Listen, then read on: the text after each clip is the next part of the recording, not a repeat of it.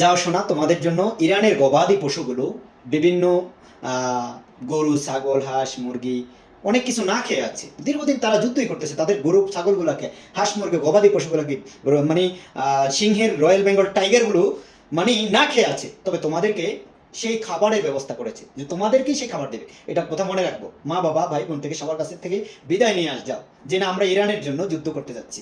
তোমরা আমাদেরকে বলে যেও, আমাদের কথা মনে পড়লো, হয়তো আমাদেরকে খুঁজে পাবে না। এই চিন্তা ভাবনা করে তোমরা সেখানে যাও। আমরা চাই তোমরা তোমাদের মা বাপ ভাই বোন ছেলে সন্তান স্ত্রী সবার ভালোবাসা থেকে বঞ্চিত হতে কেন যাও? তোমরা তো দেশের সৈনিক। তোমরা চেষ্টা করো না, তোমরা প্রতিহত করো যে না, আমরা করবো না। যে একজন লোক দেখছো ইসরায়েলের আমেরিকার ডোনাল্ড ট্রাম্পের মুখে মুখে টক্কর দিয়ে তার হাত পর্যন্ত ভেঙে গেছে, বলছে আমরা ইরানের বিরুদ্ধে হয় কোনো ঝগড়া বা আন্দোলন, কোনো যুদ্ধে অংশগ্রহণ করবো না। দেখুন সে কি করছে, তোমরা কেন পারো না? তোমরা কেন, যারা ট্রাম্পে যেই হুকুম দেয় সেই হুকুমের সাথে তোমরা পালাও, সেই হুকুমের আগে আগে ভাগো? তোমাদের সমস্যা কোথায়?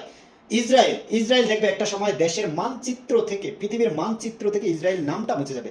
যদি আমেরিকা থাকে, তার আমেরিকার এখনই ট্রাম্পের যে পতন নিয়ে ঘোটাঘুটি হচ্ছে, আমেরিকার ট্রাম্পকে এখনই তাদের লোকজন মানে কিভাবে টেনে হেসড়ে নামাবে সেই টেনশনে আছে।